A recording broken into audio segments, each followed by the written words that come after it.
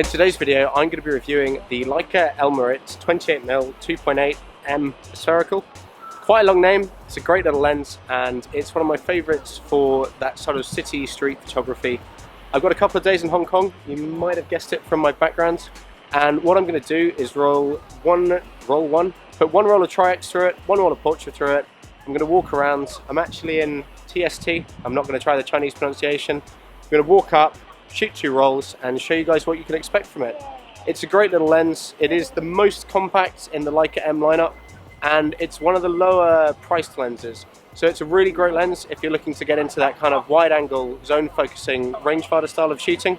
I'll talk a bit about zone focusing it, I'll talk a little bit about how it performs, and I'll show you my shots and you can make your own mind up. Let's get on with it. I thought I'd show you the view through the viewfinder. The Leica M6 I'm using has a 0.72 times viewfinder, which means that the 28mm frame lines are the widest visible. You can see that without the hood attached, there is almost no viewfinder blockage. If I cut to with the hood on as well, you can see that there's a little bit of viewfinder blockage, but a really low amount for a lens this wide. It is the shortest M mount lens. God, that front element really needs a clean. I'll get some lens wipes as I go. Now, I've got the earlier version with the plastic hood. You can see it just clips on the front. It's fairly secure, it's not going to come off. The lens is really small, so if you look at it from the top, it is really just aperture ring, a little bit of focusing ring, and then that tiny bit at the back with the depth of field scale. This isn't really a lens designed to be focused with that 2-finger grip. You're meant to use this focus tab on the bottom, and it is very easy to do once you get used to it. The other trick is to put the focus tab all the way to one side if you want to take the lens off or put it on the camera.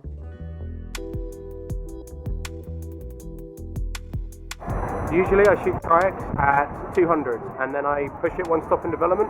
So I rate the meter at 200 but develop it at 800. This roll in the camera has actually been through several X-ray machines. I bought the roll with me from London, so it's well travelled. For that reason, I'm a little bit worried about the cumulative effects of the X-ray damage. What I'm going to do is shoot the roll at 200, but then develop it at 400 as usual. There aren't any highlights that I'm too worried about blowing today, so I think what I'm going to do is overexpose it. I might lose the sky, but it's all white anyway, so I don't really care. And I'd rather have the increased detail in the shadow areas when I get my negatives back. So that's the plan. This first part of the walk from TST up towards Mongkok was full of electronic stores, jewellery stores. Wasn't the best place to shoot, but I did get a few shots in just to kind of warm my eye up. Here's a couple of shots taken around f5.6 to f8. They show off the lens's kind of slightly clinical rendering, but also lack of distortion. That is an advantage you get, and this is a really well kind of corrected lens. It doesn't really have the usual wide angle distortion you might expect. Let's have a little zoom in on this picture to look at some sharpness as well. You can see that this shot is in focus from the grass in the foreground all the way to the buildings in the back. You do get an immense depth of field when using these wide angle lenses stops down, but it is nice to have that kind of lack of distortion, nice clean kind of representation of the world as it was seen.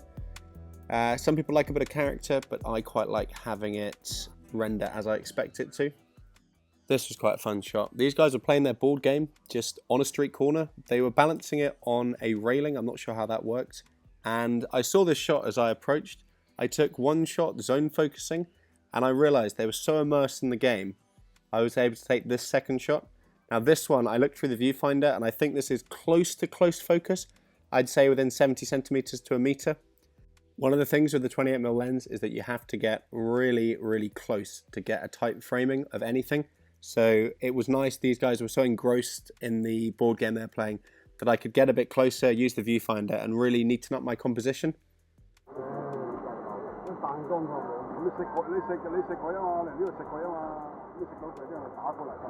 I even had time to take another shot looking back south down the street, but I think I liked the close one the most.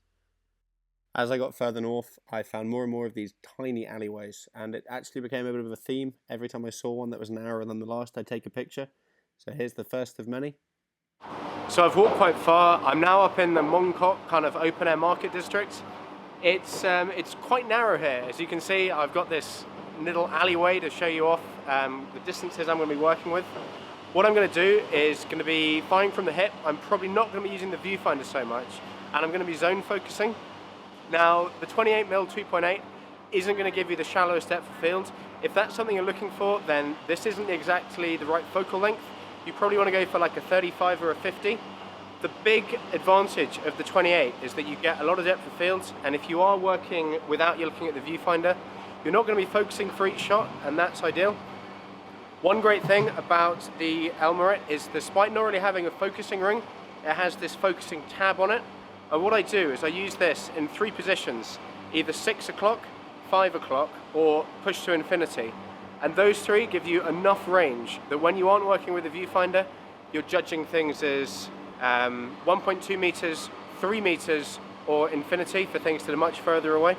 I think my aperture is going to be around 5.6 f8, which does give me a lot of depth of field to work with.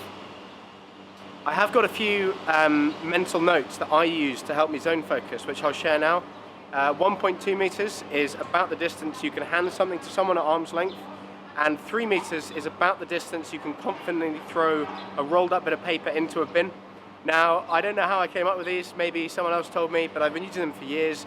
If you think about it, there are certain preset distances you have in your mind, and you are used to knowing how far away you have to be from someone to pass something to them, or how confident you are at throwing things into bins or trash for people in America. I use that kind of thing when I'm zone focusing, and today I think what I'll be doing is locking my lens at f5.6 at around 1.5 meters and just shooting from there. I kind of enjoy the way the 28mm added context to this scene. Obviously the obvious composition with the 50mm would be the guy and maybe his hands and the key that he's working on, but the 28, even though I'm only a meter, maybe 1.5 meters away, allowed me to draw in the small stall in which he works and that slight view down the alley on the right of the frame that really gives the location context to the scene. Obviously I could have worked a bit better, got that post out the way, but for a zone focus shot, firing from the hip, I feel that this really gives that 28mm feel, and it's something that crops up a couple of times in some other images.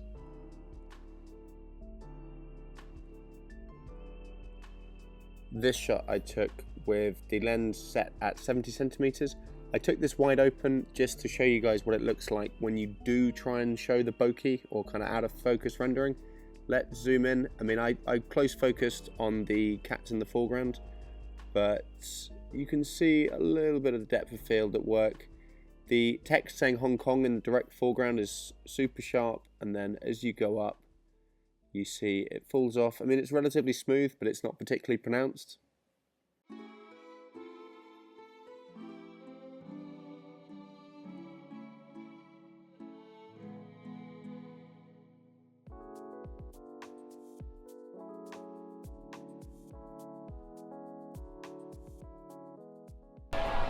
Coming from the UK, this place reminds me a little bit of Camden. There's thousands of stalls and they all sell complete junk. I don't know how they make the money. I think I'm going to duck out of here and probably head back towards TST, and maybe I'll get a ferry across to the other side, but I'm pretty much done with this. I got a few more shots walking out of the market. I think this might be my favourite shot from the roll. I like the lone figure, kind of small in the frame, clutching his head in his hands, and the way that he's sort of dwarfed by the buildings. Same guy 10 minutes later. No, it's not. I saw this guy taking a break from unloading his truck, and yeah, this is the last of my black and white shots. So I'm back in another alleyway. I finished my roll of Tri-X and I've just loaded a roll of Portrait. I'm kind of done with Mongkok. I feel like I've started taking the same shots, so I've been here a couple of hours. I'm going to get back on the tube, head down towards Central, and hopefully I get some different subjects and a chance to show off the kind of the colour film as well. I'll see what I get.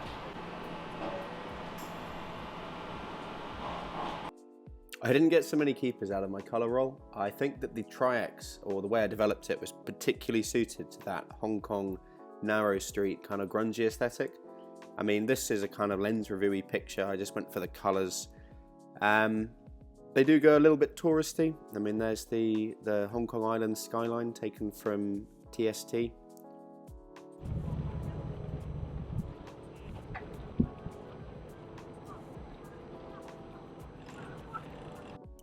So I ended up back on the waterfront and I took a couple of these touristy shots of the junks. It did have me wondering whether the 28mm is visually similar to the iPhone or sort of smartphone focal length, and it does sometimes leave me a little bit wanting for, I mean, either stepping wider or tighter on the focal length. We've all seen millions of iPhone images. I mean, you're so saturated by them that there's certain visual fatigue to the focal length, and especially with these more touristy shots, I mean, it's just a junk against the skyline, but it's almost like you've seen it before the image is even developed. 28 is as wide as you can go with using the viewfinder on the 0.72 M finders. Obviously you can get something like a 16mm with an external finder, but I don't know. I think that this might have been worth more to me if I'd taken it with a different lens. The 28mm focal length really is a focal length that draws you so close to your subjects. Because of this review, I've been forcing myself to shoot exclusively with this lens, but I've been aching to put on a 50. It is rangefinder coupled, so it has that minimal focus distance of 70 centimeters, but even 70 centimeters does feel quite close. Because it is quite wide, you're getting really close if you want to crop out kind of extra things out of your scene. So it is great if you're willing to kind of push right through crowds or you're in narrower spaces, but I have at times just wished for a little bit more reach and a little bit of a tighter lens. Let's put some pictures up now. You can see quite how close I got to people. You have seen these two before, but I think these images are the closest I got to my subjects. You can see that even with the 70 to 1 meter focus and how close I was, there are still many extra elements to the scene past the subject. That's both the beauty and the difficulty of the 28mm, and when you're using it as a kind of subject isolating lens, you're so close, but you're still changing your background drastically with every slight movement. And even bobbing your head to the side is going to make quite a difference of what is blocked by the subject, what you can see past the subject, where the edges of your frames are. It does really lend itself to getting up close and personal, and if that's something you're comfortable with, then go for it, but if not, then you are going to have to think about it. You might find yourself cropping more than usual if you use this lens and you don't get as close because of just how much of the scene it draws in. Obviously all rangefinders focus to 70 centimeters as a minimum. That's just how the focusing system on these works, but you might expect your wide angle primes to focus a bit closer than that. It's not too much of a problem. Obviously you can crop a bit closer, but it is one limitation.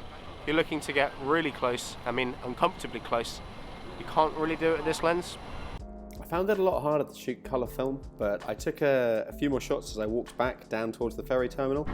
It takes 5 to 10 minutes to take you back across the bay. I got this shot of the cargo ship heading out to some other port, and then this shot is just from one of the raised walkways in central Hong Kong.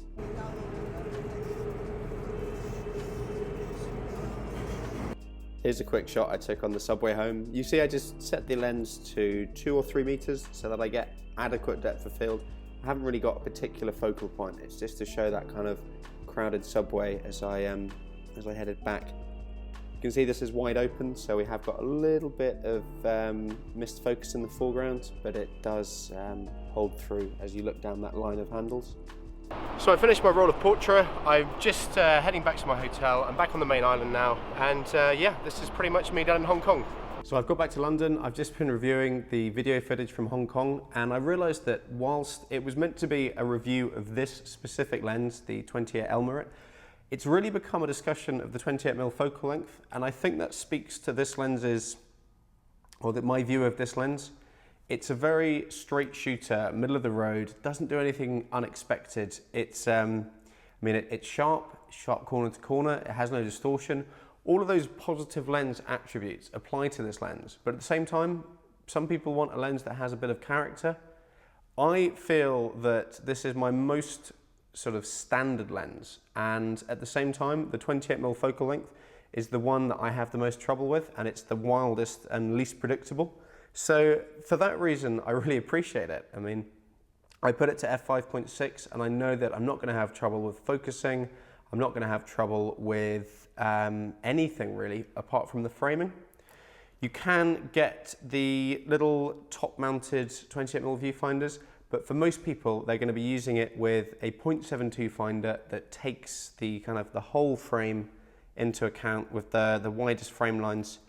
And it is something that you're either going to love or hate. I know that's such a reviewer thing to say, but never have I felt more that people are going to either take to it or despise it. What else can I show you? I'm just going to quickly take it off the camera body. I did want to do this in Hong Kong, but I didn't want to do it out in the open air. But I'll just show you now quite how small the lens itself is. If I just wait for my camera to focus, you can see it is absolutely tiny, and it's almost half the size and weight of my 50mm. So if you're looking for the kind of a cheap new buy or a lightweight new buy, this is the one. I mean, it's at the top of the pile in both those categories. And yeah, thanks for watching, because this was quite a long video. But if you've enjoyed the discussion of the focal length, then all that good stuff, leave a like. I don't know, apparently it helps. And thank you for watching. Stay tuned for the next one.